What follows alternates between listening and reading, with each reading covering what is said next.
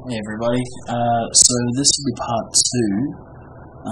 This will be a little bit more in-depth. The first part you can watch, and basically it's just the basic going to XBMC.com and download .org and downloading the exe file,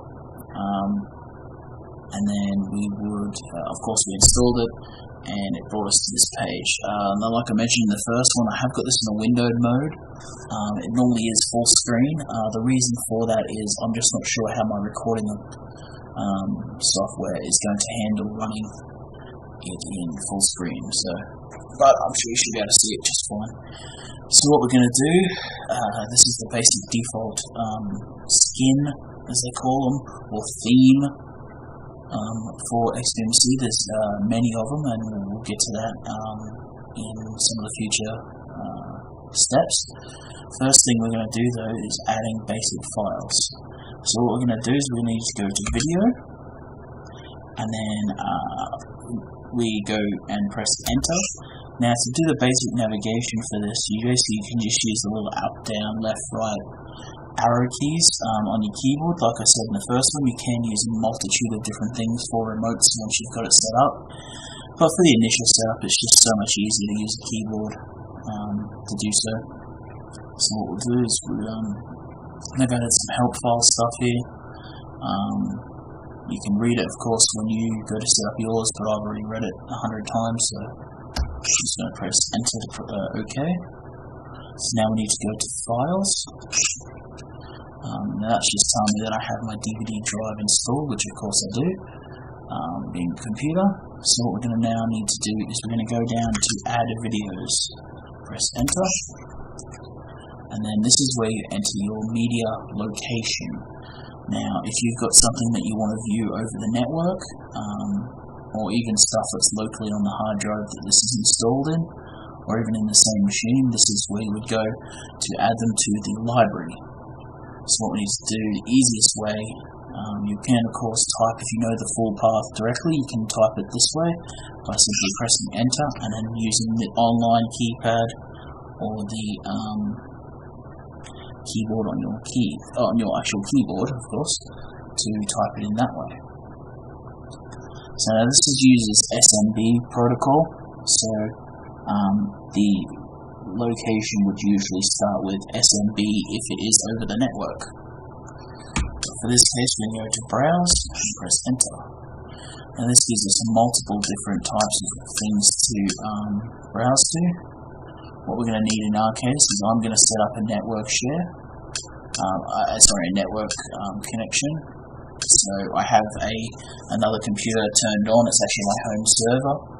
And what we're going to do is we're going to go into there and we're going to use one of the folders that has a bunch of TV shows in it, and we're going to add that to the library here.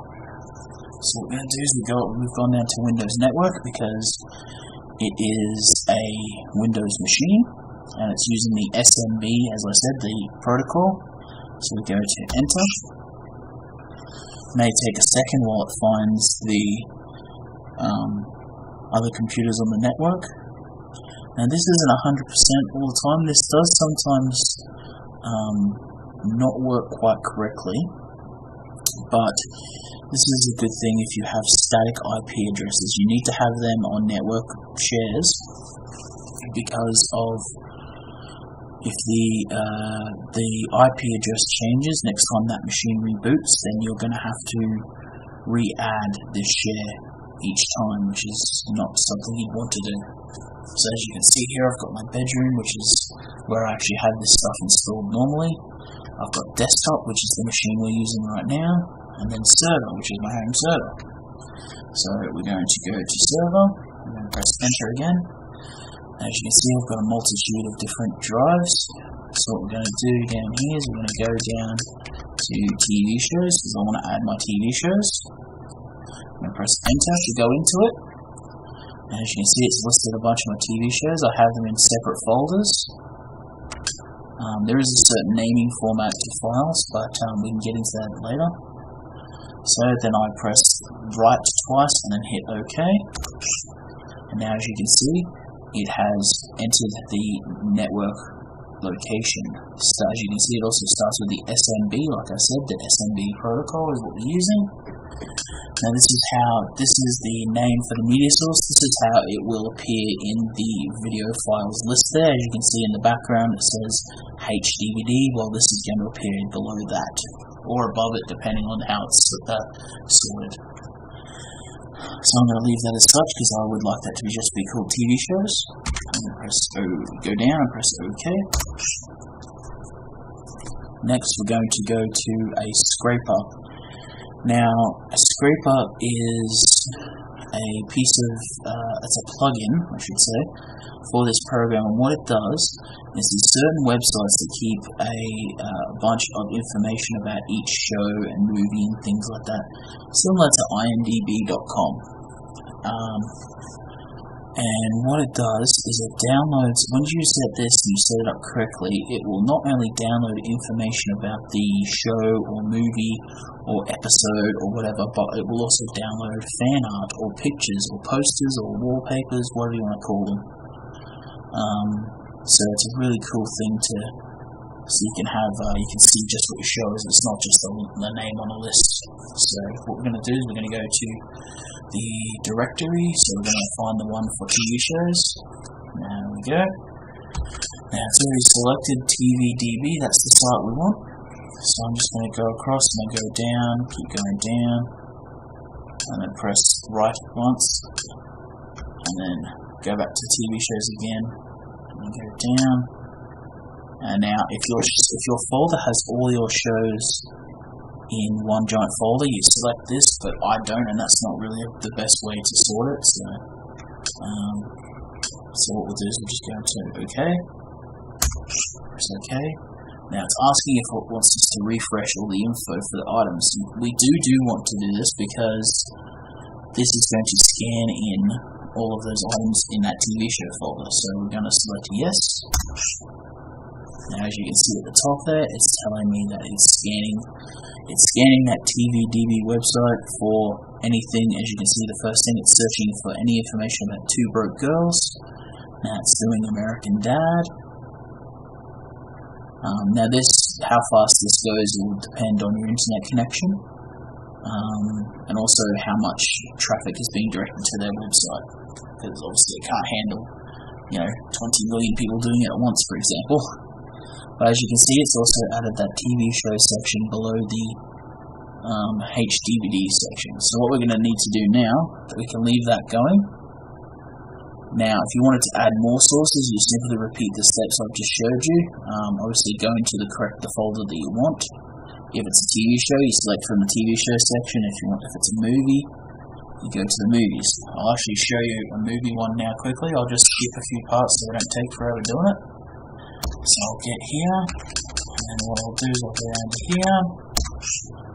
It's the same steps, I'm just going a bit quicker so this video doesn't end up too long.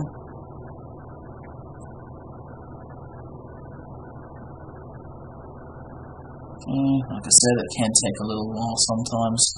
If you know the path, you can of course directly type it, but I'm just showing you the easiest method to add items. Now, you only really need to do this once, so it's not too much of an issue. Once the source has been added, as long as nothing changes, it should be fine. So now I'm going to go to hard drive 8, which has some of my latest movies. I'm going to go into AVI files. It's got my movies listed there. So, okay. Now, I don't want this to be called AVI files. I'm going to call this hard drive 8, because then I know what hard drive it is if I need to go into it through the files view. So, now this is the part I wanted to show you. Before we selected TVDB from the TV show section, this time we're going to be going and selecting the movie scraper. So I use the arrows and navigate to the movie one, and as you can see it's right there. So I'm going to go down, check OK. Now, if you have, like I said, if you have your movies in separate folders that also have the name of the movie as the name of the folder, then you check that option. If not, just leave it, and then we go OK.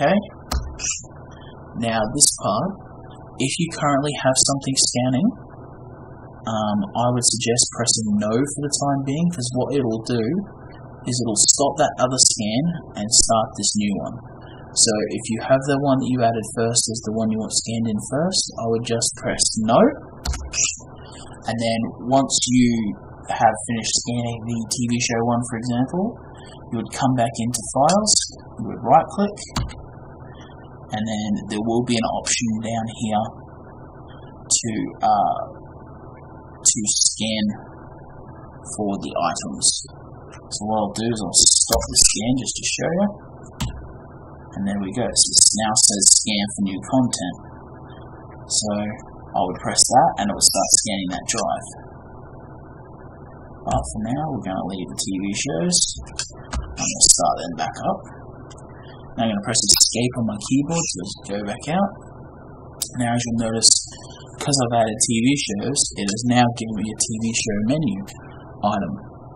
So as you can see at the top here too, it's also giving me recently added episodes. Now those will change obviously as more episodes are added. So what we need to do is press enter down here. And now as you can see, it not only lists the name of the show, it gives me a poster, it gives me a picture, and it tells me how many episodes I have. Now if you don't like this view, you can of course press left, and then under view, and then you just press enter till you find the one you like. So we will just choose this good one, because this is a good one. So you can have this here, and it gives you the plot, the episodes, when the show first aired, how many you've watched, how many you've got left to watch, and so on. So you go into the show, then you go down. Like I said, you can change the view on all these if you like. I like this one for the TV show season view because it just gives me the poster. So then we'll go to season 9, and then as you can see, it's given me the episodes here. So for this one, because I like to know what the episode's about as well, I'll give it that one. Yeah, so there we go. So you basically just repeat those steps for every drive you want to add. If it's a drive that's local, for example, video, file, you go to the same process. However, if it's a drive that's on your computer that you're installing this on, instead of going down to Windows Network, it should be listed in the top couple of one of these. But yeah, that's pretty much it. So that's this video. I'll do some more. I probably won't do the rest. It's a bit late here, so I might upload those a little bit later, probably tomorrow sometime. It's about 2 AM here, and my voice is getting a little bit rough because I've been recording a couple. So I'll continue on tomorrow, and I'll show you how to change the skins, how to set up different menu items, and how to do a few other things. So I'll catch you guys later.